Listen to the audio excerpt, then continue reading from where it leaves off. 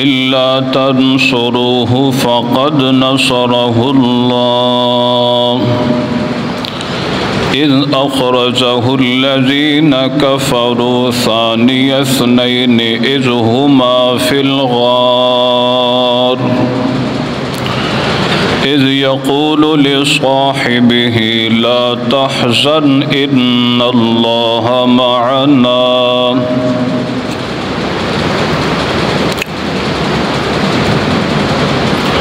وقال الله تبارك وتعالى الذين آمنوا وهاجروا وجاهدوا في سبيل الله قال النبي صلى الله عليه وسلم أنا أول من ينشق عنه القبر ثم أبو بكر ثم عمر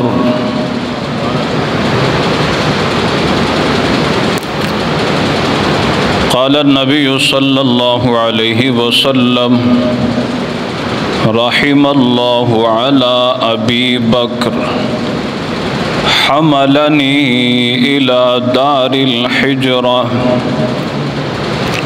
وقال النبي صلى الله عليه وسلم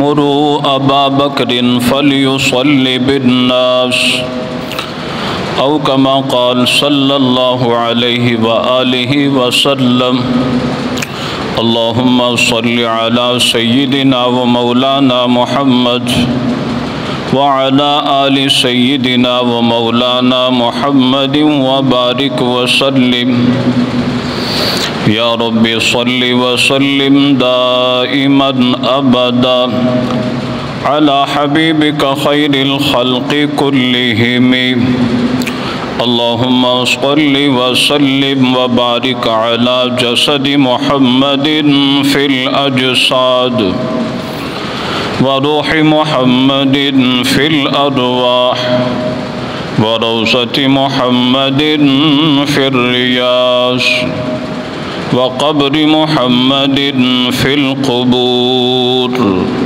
وقلب محمد في القلوب وصدر محمد في الصدور اللهم صل على سيدنا ومولانا محمد وعلى آل سيدنا ومولانا محمد كلما ذكره الذاكرون وكلما غفل عن ذكره الغافلون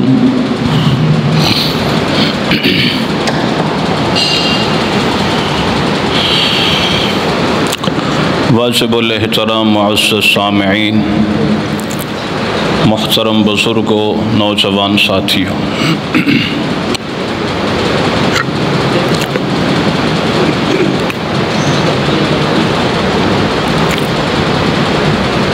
سفر المظفر کی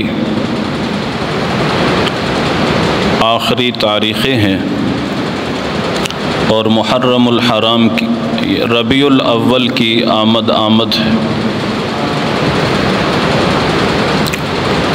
نبی کریم صلی اللہ علیہ وسلم کی بہت ساری مناسبتیں ربیع الاول کے ساتھ ہیں،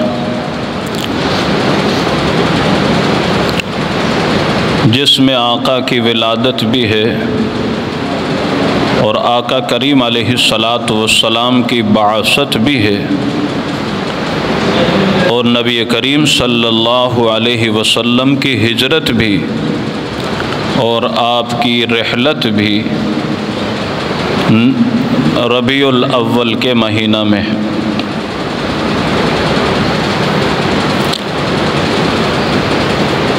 27 صفر کو آقا کریم علیہ السلام نے ہجرت کا سفر شروع کیا اور 3 راتیں غار میں گزاری۔ یکم ربیع الاول کو آقا کریم علیہ السلام نے ہجرت کا سفر آگے شروع فرمایا۔ آپ حضرات کو ہجرت کے اسباب یا سبب ہجرت وہ نبی پاک صلی اللہ علیہ وسلم کی دعوت تھی،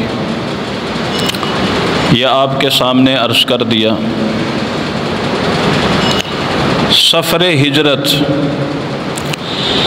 آقا کریم علیہ الصلاۃ والسلام کو بذریعہ خواب اللہ نے دکھایا کہ آپ کا ہجرت کا مقام وہ کھجوروں کی ایک وادی ہے، لیکن واضح طور پر بتایا نہیں۔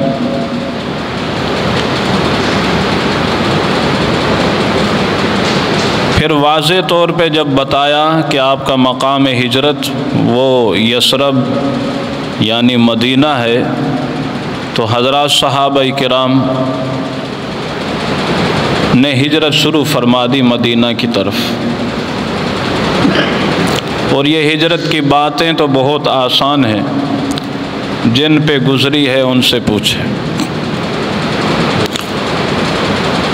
جب آقا کی طرف سے اجازت ہو گئی کہ ہجرت کریں آپ مدینہ کی طرف، تو حضرت ابو سلمہ رضی اللہ تعالی عنہ سامان ہجرت باندھ کر سفر شروع کرنا چاہتے تھے۔ اپنی بیوی کو ام سلمہ کو لیا، اپنے بیٹے سلمہ کو لیا اور سفر ہجرت کو شروع کرنا چاہا۔ تو ادھر سے سسرال والے آگے کہا آپ جاتے ہو جاؤ، لیکن ہماری بیٹی کیوں لے جاتے ہو؟ تو اس طرح سے بیوی انہوں نے چھین لی، اور ادھر ان کا اپنا ددحال وہ آگے، اور انہوں نے کہا آپ جاتے ہو جاؤ، یہ بیٹا تو ہمارے قبیلے کا ہے، یہ بچہ تو ہمارے قبیلے کا ہے، یہ آپ نہیں لے جا سکتے۔ تو بچہ انہوں نے چھین لیا۔ حضرت ابو سلمہ پھر بھی حضرات صحابہ کرام قربانیاں، مشقتیں، مجاہدے دین اسلام کی سر بلندی اور اشاعت کے لیے اس درجے برداشت کیے ہیں کہ آدمی سوچ بھی نہیں سکتا۔ استقامت کے پہاڑ تھے۔ حضرت ابو سلمہ پھر اکیلے ہجرت کر کے مدینہ پہنچ گئے، اور ادھر ام سلمہ صبح صبح نکلتی، ایک جگہ آ کے بیٹھتی اور رونا شروع کر دیتی، شام تک اسی طرح روتے رہتی۔ 1 سال روتے روتے گزر گیا۔ تو اس کے بعد ایک شخص کو رحم آیا اور اس نے کہا کیا ظلم ہے، اس بیچارے پہ رحم کرو، اس کو جانے دو۔ تو اس پر ام سلمہ کو وہاں سے ہجرت کی اجازت ملی۔ جب ام سلمہ وہاں سے نکلنے لگی تو پھر بچہ بھی ان کو مل گیا۔ یہ عورت ہے تنہا، بچہ اور خود یہ اکیلے اونٹ پہ سفر کر کے ہجرت فرما کے مدینہ کی طرف جا رہی۔ راستے میں حضرت عثمان بن طلحہ یہ مل گئے اور کہا کہاں کا ارادہ ہے؟ کہنے لگی مدینہ جا رہی۔ وہ حیرت زدہ ہوئے کہ اکیلے آپ مدینہ جائیں گے؟ تو اس پر فرما لا واللہ الا اللہ، اللہ کی قسم نہیں ہے ہمارے ساتھ کوئی بھی سوائے اللہ کے، یا ھذا صبی، اس بچے کے۔ تو حضرت عثمان رضی اللہ تعالی عنہ نے اونٹ کی نکیل پکڑ لی اور آگے آگے چلتے۔ سیدہ ام سلمہ بتاتی ہیں کہ میں نے ایسا حیا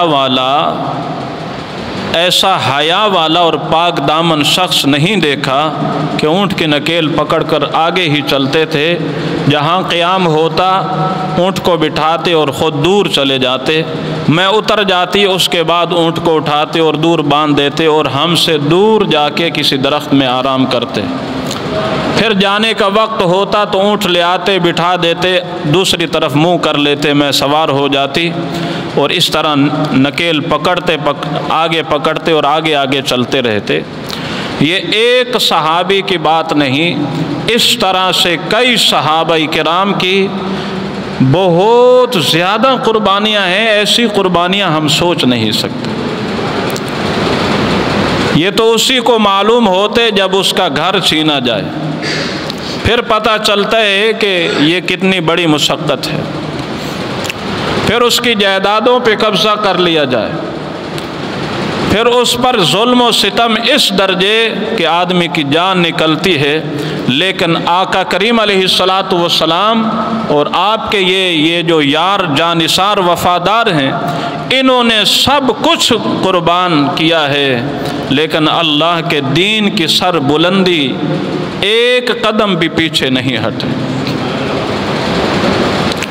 یہ سارے کے سارے معاملات ذاتی معاملات نہیں، مالی مسائل نہیں، یا قومی خاندانی لڑائیاں اور جھگڑے نہیں، وجہ صرف اور صرف یہی چیز ہے کہ اللہ کا دین سر بلند ہو جائے۔ آپ جو کرنا چاہتے ہو کر لو، لیکن ہم دین کی دعوت سے باز نہیں آ سکتے۔ دین کے لیے سب کچھ قربان ہے۔ صحابہ کرام کی کافی تعداد مدینہ چلی گئی، مکہ کے بہت سارے گھر خالی تھے۔ اس پر قریش مکہ نے دار الندوہ میں میٹنگ بلائی کہ کیا کیا جائے۔ یہ میٹنگ پر میں نے کچھ عرض کر دیا کہ رائے لی جا رہی ہے کہ کیا کیا جائے۔ ایک نے کہا جی ان کو ملک بدر کر دیا جائے۔ آقا کریم علیہ الصلاۃ والسلام کی ذات اقدس کے بارے ابو جہل اور شیطان، ابو جہل بھی ہے شیطان بھی ہے، لیکن اس بات کو برملا مانتے ہیں کہ صاحب اخلاق ہیں اور شیریں نطق ہیں، کیا خوبصورت باتیں ہیں اور دلیل کے ساتھ بات کرنے والے ہیں، یہ جہاں بھی جائیں گے وہاں لوگ ان کے ہو جائیں گے۔ یہ رائے ٹھیک نہیں۔ کسی کمرے میں بند کر دیا جائے، قید کر دیا جائے۔ اللہ اکبر! اس پر صحابہ کی جانثاری اور وفاداری پر شیطان بھی شہادت دے رہا ہے۔ کہا آپ کو معلوم نہیں کہ ان کے یار ایسے جانثار اور وفادار ہیں، جانوں پر کھیلیں گے لیکن ان کو رہا کروا کے ہی چھوڑیں گے۔ کیا کیا جائے جی؟ سارے قبائل کے نوجوانوں کو اکٹھا کر کے، اکٹھے وار کر کے نعوذ باللہ ان کو شہید اور قتل کر دیا جائے۔ اس پر اتفاق ہوا اور کہا آج ہی رات آج ہی یہ عمل ہونا چاہیے۔ پروگرام بن گیا۔ ادھر اللہ جل شانہ نے حضرت جبرائیل علیہ السلام کو بھیجا اور اپنے محبوب کو بتایا اذ یمکر بک الذین کفروا لیثبتوک او یقتلوک او یخرجوک ویمکرون ویمکر اللہ واللہ خیر الماکرین۔ یہ کافر آپ کے بارے اس طرح سے سوچ رہے ہیں، اس طرح کی پلاننگ بنا رہے ہیں، اور ادھر اللہ بھی آپ کی کامیابی کی تدبیر کر رہا ہے۔ واللہ خیر الماکرین، اللہ جیسی کوئی بھی تدبیر نہیں کر سکتا۔ آقا کریم علیہ الصلاۃ والسلام دوپہر کے وقت حضرت ابو بکر صدیق کے گھر تشریف لائے۔ دنیا میں یہ منظر بھی دیکھنے کو ملا ہے کہ ساری قوم یا سب وہ نبی کے در پر ہیں۔ آج نبوت صدیق کے در پر ہے۔ یا رسول اللہ خیر تو ہے، دوپہر کا وقت اس طرح جلدی تشریف لائے، بتایا بھی نہیں۔ صدیق آج مجھے ہجرت کی اجازت مل چکی ہے۔ تو حضرت ابو بکر صدیق عرض کرنے لگے یا رسول اللہ کیا یہ رفاقت اور معیت کا شرف مجھے بھی نصیب ہوگا؟ فرمایا صدیق آپ ہی میرے ساتھ ہوں گے۔ تو سیدہ عائشہ صدیقہ فرماتی ہیں میں نے یہ سن تو رکھا تھا کہ کبھی کبھی آدمی خوشی میں بھی رو پڑتا ہے، لیکن یہ منظر دیکھنے کو کبھی نہیں ملا تھا۔ یہ پہلا موقع تھا جب اللہ کے رسول نے فرمایا صدیق آپ میرے ساتھ ہوں گے، تو صدیق اکبر خوشی کے اندر رونے لگ گئے۔ یا اللہ میں تیرا کیسے شکر ادا کروں کہ اتنی بڑی سعادت صدیق کے حصہ میں آ گئی ہے۔ اگر اسی پر بھی عرض کروں تو ہر اعتراض کا جواب ہو جائے۔ کہتے ہیں صدیق مخلص نہیں تھا، صدیق کو ساتھ بھیجنے والا نہیں جانتا کہ صدیق مخلص ہے یا غیر مخلص ہے۔ صدیق وفادار نہیں ہے، مطلب پرست تھا، مطلب یا اس کو پتا تھا ان کی حکومت بنے گی، بعد میں اس حکومت کا وارث میں بنوں گا، اس لیے ان کے ساتھ رہتا ہوں۔ میں پوچھتا ہوں تیری بک بک اپنی جگہ، کیا اللہ بھی کچھ جانتا ہے یا نہیں جانتا؟ آج صدیق کو پیغمبر کے ساتھ بھیجنے والا کون ہے؟ اللہ بھیج رہا ہے، اور اللہ تو ظاہر بھی جانتا ہے، باطن بھی۔ حضرت ابوبکر صدیق رضی اللہ تعالیٰ عنہ کو بھی معلوم تھا کہ ہجرت کا حکم آنے والا ہے۔ صدیق اکبر رضی اللہ تعالیٰ عنہ نے 2 اونٹنیاں اسپیشل خرید رکھی تھی اور ان کو خوب کھلاتے تھے، خوب فربہ کر رکھی تھی، اور عرض کی اللہ کے رسول اونٹنیاں حاضر ہیں، ایک آپ کے لیے اور ایک میرے لیے۔ سفر ہجرت کا سامان پہلے سے کر رکھا ہے، سواری کا انتظام پہلے سے کر رکھا ہے۔ آقا نے اس موقع ارشاد فرمایا صدیق اونٹنی کی قیمت ادا کروں گا۔ معاملہ تو عجیب ہے کہ صدیق نے سب کچھ نثار کر دیا ہے، قربان کر دیا ہے۔ آقا نے کبھی بھی ایسا نہیں کہا۔ آج حضور فرما رہے صدیق قیمتاً اونٹنی لوں گا۔ صدیق اکبر آقا کے عشق اور محبت میں اس قدر مر مٹے ہوئے تھے کہ کبھی بھی منشا کے خلاف کوئی بول نہیں بولا۔ سمجھ گئے کہ منشائے رسول جب ہے تو پھر صدیق سامنے چپ ہے۔ اب بھی کوئی کہے صدیق نے پیسے لیے تھے، صدیق تو وہ ہے دیوار پہ بھی ہاتھ مار کے دیکھ رہا ہے کہ آج آقا نے مطالبہ کیا ہے دین کی سر بلندی کے لیے، اور سوئی تک میرے گھر میں نہ رہ جائے۔ ارے اس صدیق پر بولتا ہے پیسے لے رہا ہے، وہ تو منشائے رسول پہ مر رہا ہے کہ رسول کی جس طرح سے چاہت ہے، میں آقا کی اس چاہت پر قربان ہوں، اپنی چاہت ظاہر ہی نہیں کرتا۔ اللہ اکبر۔ اور مفسرین نے لکھا ہے کہ الذین آمنوا وہاجروا، آقا نے یہاں کیوں پیسوں کی بات کی ہے؟ فرما ایمان کے بعد سب سے بڑی اور بھاری نیکی وہ ہجرت ہے۔ آقا چاہتے تھے کہ اس ہجرت کے سفر میں میرا بھی حصہ ہو جائے۔ الذین آمنوا وہاجروا، ایمان کے بعد ہجرت کو بیان کیا ہے، اور ایمان کے بعد ہجرت سب سے عظیم سفر ہے۔ ایمان کے بعد ہجرت کا سفر بھاری نیکی ہے۔ رسول اللہ چاہتے تھے کہ اس سفر میں میرا بھی مال لگ جائے۔ منشائے رسول پر صدیق مر مٹ گئے، کوئی جواب نہیں دیا۔ اور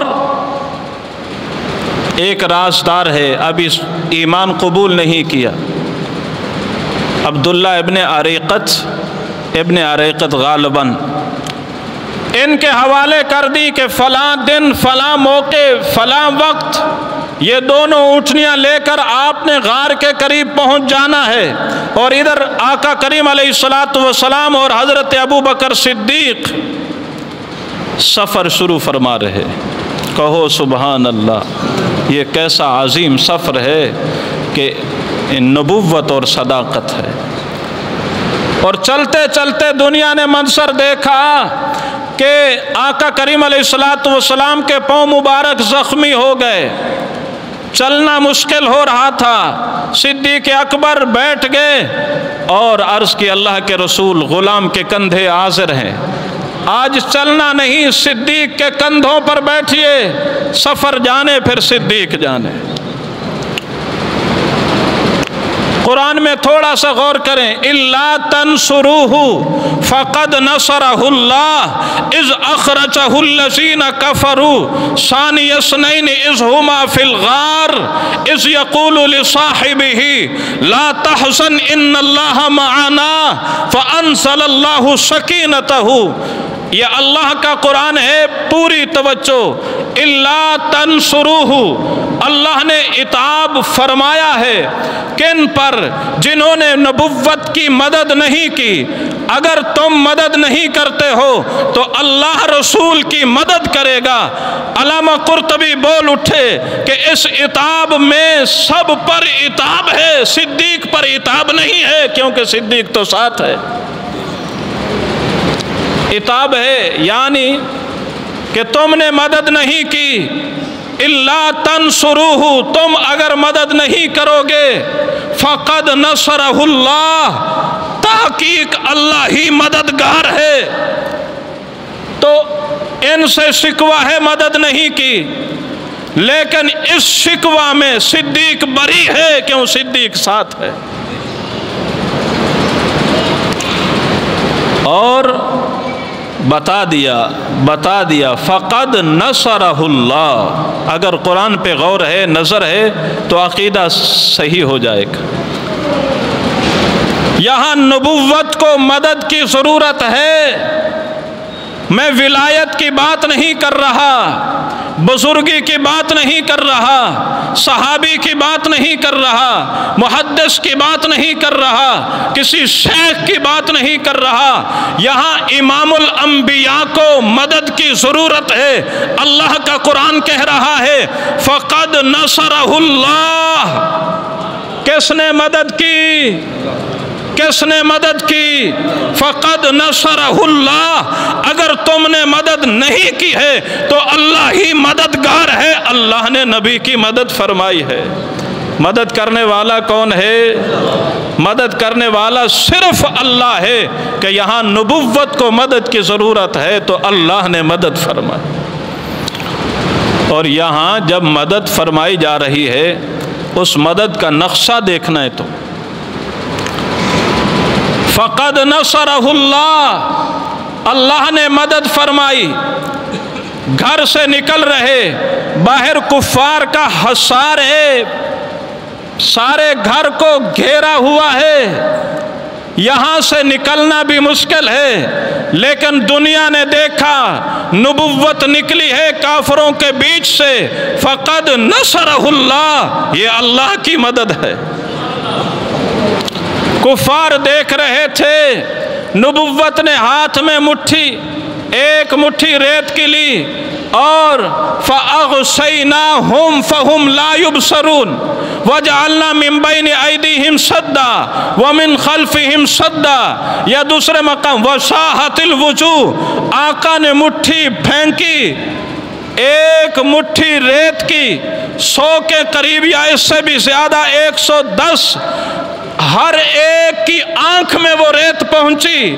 فقد نصرہ اللہ، یہ ریت کیسے پہنچ گئی؟ اللہ نے مدد فرمائی۔ حضرت علی المرتضیٰ بستر پر ہیں، سارے چاروں طرف سے کفار تلواریں لے کر کھڑے ہیں۔ فقد نصرہ اللہ، اللہ نے مدد فرمائی، علی المرتضیٰ محفوظ رہے۔ فقد نصرہ اللہ، گھر سے نکلے ہیں، غار تک پہنچے ہیں، ہر طرف دشمنی ہی دشمنی ہے، مخالفت اس قدر بڑھ چکی ہے کہ لالچی ہر ایک تاڑ میں ہے۔ اعلان کر دیا جو آج صدیق و علی کو پکڑوائے گا یا بتائے گا، تھوڑا انعام نہیں 100 اونٹ اس کو انعام ملیں گے۔ اس طرح کے ماحول سے محفوظ نکل کر غار تک پہنچ گئے۔ یہ کیا ہے؟ فقد نصرہ اللہ، اللہ نے مدد فرمائی۔ اب غار کے اندر پہنچ گئے، کفار سر پہ کھڑے ہیں، اگر نیچے دیکھیں سب کچھ نظر آ جائے، لیکن فقد نصرہ اللہ، یہاں بھی اللہ نے مدد فرمائی۔ فقد نصرہ اللہ، غار میں بیٹھے ہیں، مکڑی نے آ کے اپنا جالا بنا دیا۔ مفسرین فرماتے ہیں فقد نصرہ اللہ، یہ اللہ کی مدد ہے۔ بعض روایات میں آتا ہے ایک درخت وہیں اگا، اس پر ایک گھونسلہ آ کے بنا اور اس پہ کبوتری نے انڈے بھی دے دیے۔ ارے یہ کیا ہے؟ کفار آگے اگر کوئی جاتا تو یہ گھونسلہ بھی نہ ہوتا، اگر کوئی جاتا تو یہ جو جالا ہے یہ بھی نہ ہوتا۔ فرما فقد نصرہ اللہ، اللہ نے یوں مدد فرمائی۔ اللہ، وہ سارے کے سارے غار پہ کھڑے ہیں، کہہ رہے ہیں اگر کوئی بندہ جاتا تو یہ جالا تو نہ ہوتا، کوئی بندہ اندر غار میں جاتا تو یہ کبوتری اور یہ انڈے تو چلو کم از کم یہ تو نہ ہوتے، یہاں کچھ بھی نہیں ہے۔ واپس چلے گئے تو یہ کیا ہے؟ فقد نصرہ اللہ، تم نے مدد نہیں کی، اللہ نے ان کی مدد فرمائی۔ لیکن اس ساری مدد کے راستے میں، اس سارے سفر میں سب سے عتاب ہے، لیکن صدیق گھر سے نکل کر غار تک، غار کے اندر تک، غار میں 1 2 نہیں 3 دن اور 3 رات تک جب اللہ شکوہ کر رہا تھا، صدیق ساتھ تھا۔ اس شکوے میں صدیق اکبر نہیں ہے۔ اللہ اکبر۔ بھائی صدیق اگر مخلص نہیں تو آج تو غار میں اکیلے ہے۔ اللہ سمجھ عطا فرمائے۔ آقا کریم علیہ السلام سب سے ذہین تھے، سب سے سمجھدار تھے یا نہیں؟ تو ان کو نہیں پتا تھا یہ مخلص ہے یا غیر مخلص ہے، بلکہ اللہ خود فرما رہا ہے لَعَرَفْتَهُمْ بِسِیمَاهُمْ، منافقین کے بارے فرمایا کہ آقا کی شان یہ تھی کہ ہر منافق کے بول اور اس کے چہرے سے آقا پہچانتے تھے۔ تو اگر صدیق ایسا نہیں تھا، پہلے چلو اللہ نے چھوڑ دیا ہے، اللہ نے اس کا پردہ رکھا ہے، تو پیغمبر کو نہیں پتا تھا میرے ساتھ مخلص ہے یا نہیں؟ جو پیغمبر سب منافقین اور ان کی شرارتیں، ان کے بول، ان کے چہرے سب پیغمبر پہچانتے، اللہ نے پہچان کروا دی۔ اگر صدیق ایسا ہوتا تو پیغمبر ساتھ کیوں لے جاتا؟ پھر صدیق اور نبوت کا ایک منظر دنیا نے ایسا دیکھا ہے کہ حضرت ابو بکر صدیق نے کندھوں پہ اٹھایا ہو۔ اس نقشے کو آپ دیکھیں، جب آدمی کندھوں پہ بیٹھتا ہے قدم اس کے سینے پر آ جاتے ہیں۔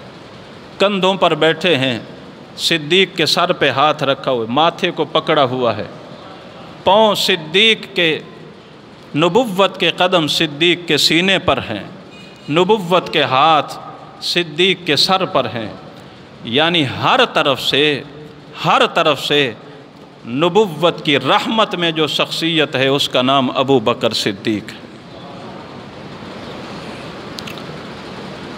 نیچے صدیق ہے، اوپر نبی ہے، سبحان اللہ۔ تو علامہ قرطبی یا کوئی اور ہیں، اب میرا نام یاد نہیں، فرمایا یہی تو خلافت کی دلیل ہے کہ نبی اور صدیق کے درمیان کوئی بھی فاصلہ نہیں، یہی خلافت بلا فاصلہ ہے کہ صدیق اور پیغمبر کے درمیان کوئی بھی فاصلہ نہیں۔ صدیق نیچے ہے، نبی اوپر ہے، صدیق نیچے ہے، نبی اوپر ہے، غار میں صدیق پہلے ہے، نبی بعد میں ہے، اور اس طرح غار کے اندر نیچے گود صدیق ہے، اوپر سارے رسول ہے۔ ایسا منظر بھی دنیا نے نہیں دیکھا۔ جب کالے نے ڈنگ مارا ہے، صدیق کے آنسو نکلے، آقا کے چہرے پر قطرہ گرا ہے۔ 2 قطرے اور 2 صحابہ کے قطرے بڑے ہی عجیب ہیں۔ ایک حضرت عثمان کے خون کا قطرہ ہے کہ جب ایمان لائے تو سامع قرآن ہیں، جب حکومت ملی ناصر قرآن ہے، اور جب چلتے ہیں تو عامل قرآن ہیں، اور جب شہید ہوتے ہیں تو شہید قرآن ہے۔ خون کا قطرہ اللہ کے قرآن پر گرتا ہے، اور ادھر ایک قطرہ صدیق کا ہے، آنسو صدیق کا ہے، چہرہ رسول کا ہے کہ یہ قطرہ چہرہ رسول پہ آتا ہے۔ یہ قرآن کتابی قرآن ہے، محمد عملی قرآن ہے۔ ادھر بھی قطرہ قرآن پر ہے، ادھر بھی بصورت محمد صدیق کا قطرہ اللہ کے قرآن پر ہے۔ تو یہ 2 قطرے ایسے ہیں کہ ان 2 قطروں کا مقابلہ کوئی بھی نہیں کر سکتا۔ ایک قطرہ حضرت عثمان کے خون کا ہے، دوسرا قطرہ صدیق کے آنسو کا ہے۔ دنیا نے دیکھا سب نبوت کر رہے ہیں، اور نبوت صدیق کی گود میں ہے۔ یہ کیا معاملہ کہ دیدار مصطفیٰ ہے، دیدار کرنے والا اکیلا تنہا صدیق ہے۔ النظر الی وجہ رسول اللہ، صدیق تجھے سب سے زیادہ کیا پسند ہے؟ عرض کی اللہ کے رسول، بیٹی میری ہو، نکاح آپ کا ہو، صدیق کو سب سے زیادہ پسند ہے۔ یا رسول اللہ، مال میرا ہو، ہاتھ آپ کا ہو، دین کے کاموں پہ لگاتے جاؤ، صدیق کو سب سے زیادہ پسند ہے۔ یا رسول اللہ، نظر میری ہو، چہرہ آپ کا ہو، صدیق دیکھتا رہے، سب سے زیادہ پسند ہے۔ جب صدیق نے سب کچھ لگا دیا، آج اللہ نے ایسا موقع دیا ہے، جب صدیق نے سب دے دیا تو اللہ نے بھی صدیق کو سارا دے دیا ہے۔ سبحان اللہ، کیا منظر ہے! صدیق نے سب کچھ دے دیا، اللہ نے بھی سارا نبی صدیق کو دے دیا ہے کہ صدیق تنہا اللہ کے رسول کا دیدار کر رہا ہے۔ اللہ اللہ، حضرت ابو بکر صدیق رضی اللہ تعالی عنہ، اللہ نے کیا کیا کرم فرمائے۔ الا تنصروہ میں شکوہ ہے، لیکن صدیق سے نہیں ہے۔ فقد نصرہ اللہ، اللہ نے جگہ جگہ پہ مدد فرمائی، اس مدد میں صدیق ساتھ ہے۔ اس یقول اب غار میں پہنچ گئے حضرت ابو بکر صدیق، اپنی وجہ سے نہیں، نبوت کی وجہ سے۔ راستے میں بھی چلتے چلتے کبھی صدیق دائیں ہوتا ہے، کبھی بائیں ہوتا ہے، کبھی آگے ہوتا ہے، کبھی پیچھے ہوتا ہے۔ آقا نے فرمایا، صدیق خیر تو ہے، کس طرح چل رہے ہو؟ عرض کی اللہ کے رسول، خطرہ آگے سے محسوس کرتا ہوں تو آگے ہو جاتا ہوں، پیچھے سے محسوس کرتا ہوں تو پیچھے ہو جاتا ہوں، دائیں سے محسوس کرتا ہوں تو دائیں ہو جاتا ہوں، بائیں سے محسوس کرتا ہوں تو بائیں ہو جاتا ہوں۔ واللہ، اللہ کی قسم اے اللہ کے رسول، اپنی جان کی پرواہ نہیں، صرف آپ کی ہی پرواہ ہے۔ قسم اٹھا کے صدیق اکبر نے یہ جملہ بولا۔ جب غار کے اندر حضرت ابو بکر صدیق، یہاں بھی قرآن کہتا ہے، اذ یقول لصاحبہ لا تحزن ان اللہ معنا اذ اخرجہ الذین کفروا، جب کافروں نے نکال دیا رسول کو تو اللہ نے رسول کی مدد فرمائی۔ کیسے مدد فرمائی؟ کہ اذ یقول لصاحبہ ثانی اثنین اذ ہما فی الغار، دنیا نے نقشہ دیکھا، یہ 2 میں سے دوسرا رسول ہے، ایک صدیق ہے، دوسرا رسول ہے، یا ایک رسول ہے، دوسرا صدیق ہے۔ یہاں خلافت یہی ہے کہ بادشاہ کے ساتھ ساتھ جو ہوتا ہے وہی خلیفہ ہوتا ہے۔ حضور کے ساتھ صدیق ہے تو صدیق ہی خلیفہ ہے۔ قرآن نے دوسرا صدیق کو کہا ہے، پہلا رسول ہے، دوسرا صدیق ہے۔ منظر دنیا نے دیکھا، اوپر رسول ہے، نیچے صدیق ہے، چل صدیق رہا ہے، نبوت صدیق کے اوپر ہے۔ یہ ایسے نقشے کہ گھر سے نکلنے والی نبوت ہے، در صدیق کا ہے، پھر در سے آگے چل کر اوپر نبی ہے نیچے صدیق ہے۔ رفاقت صدیق پہ غور کیجئے۔ آمنہ کے لال نے بہت سارے موقع فرمایا، میں تھا ابو بکر صدیق تھا، میں تھا ابو بکر صدیق تھا، میں گھر سے نکلا صدیق ساتھ تھا، میں مسجد میں داخل ہوا صدیق ساتھ تھا، میں مسجد سے نکلا صدیق ساتھ تھا، میں غار میں گیا صدیق ساتھ تھا، میں غزوہ میں گیا صدیق ساتھ تھا، میں نے مطالبہ کیا دینے والا صدیق ساتھ تھا، میں چل رہا تھا صدیق ساتھ تھا، میں غار میں تھا صدیق ساتھ تھا۔ ثانی اثنین اذ ہما فی الغار اذ یقول لصاحبہ لا تحزن ان اللہ معنا۔ رفاقت صدیق پر قربان جائیں کہ ایمان کی دعوت رسول دے رہا، قبول کرنے والا صدیق ہے، رسول چل رہا ساتھ صدیق ہے، رسول غار میں ہے ساتھ صدیق ہے، رسول مسجد میں ہے ساتھ صدیق ہے، رسول غزوہ میں ہے ساتھ صدیق ہے، رسول مطالبہ کر رہا دینے والا صدیق ہے۔ دنیا نے دیکھا رسول قباء پہ پہنچا ساتھ صدیق ہے، رسول مدینہ میں پہنچا ساتھ صدیق ہے، پر دنیا نے یہ نظارہ بھی کیا ہے کہ رسول قبر عطر میں روضہ رسول میں ہے، صدیق ساتھ ہے۔ یہی تک بس نہیں ہے، یہ میدان محشر ہے، قبروں سے لوگ کھڑے ہو رہے، فرما اول من ینشق عنہ القبر، سب سے پہلے میں کھڑا ہوں گا، پھر فرما ثم ابی بکر، قبر سے رسول کھڑا ہو رہا ہے، صدیق ساتھ ہے، صدیق ساتھ ہے، محشر کی طرف جا رہے صدیق ساتھ ہے، جنت کی طرف جا رہے اول من يدخل الجنہ فی امتی ابی بکر، فرمایا جنت میں بھی سب سے پہلے میری امت میں سے داخل ہونے والا ابو بکر صدیق ساتھ۔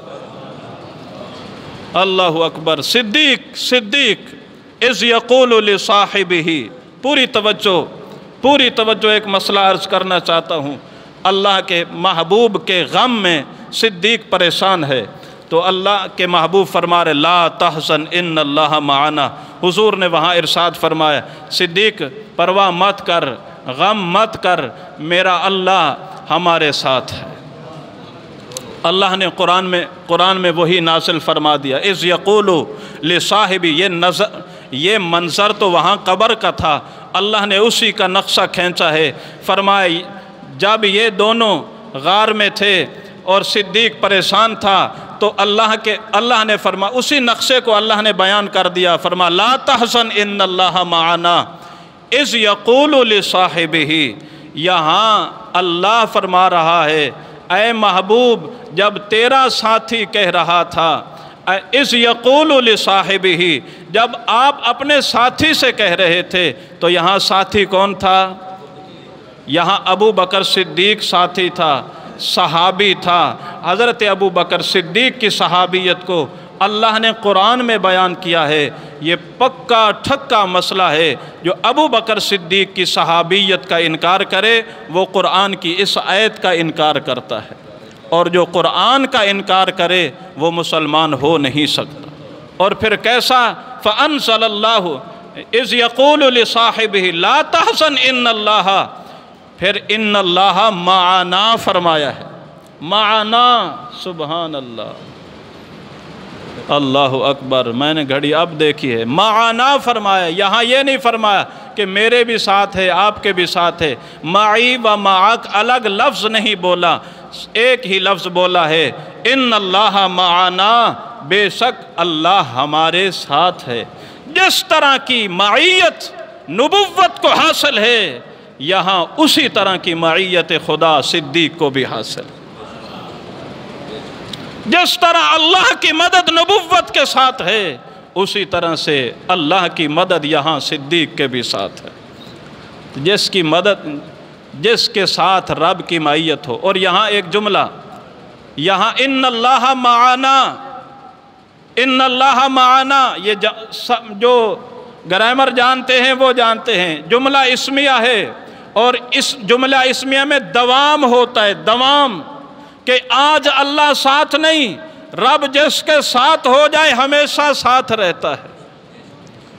تو آج کی بات نہیں، خلافت میں بھی رب کی مدد اسی طرح ہوگی، آپ کی وفات تک رب کی معیت اور نصرت آپ کے اسی طرح ساتھ۔ بہرحال وقت ہوتا میں عرض کرتا، اس پہ بہت سارے جملے تھے۔ اللہ ہم سب کو صدیق اور پیغمبر کی سچی عقیدت و محبت نصیب فرمائے۔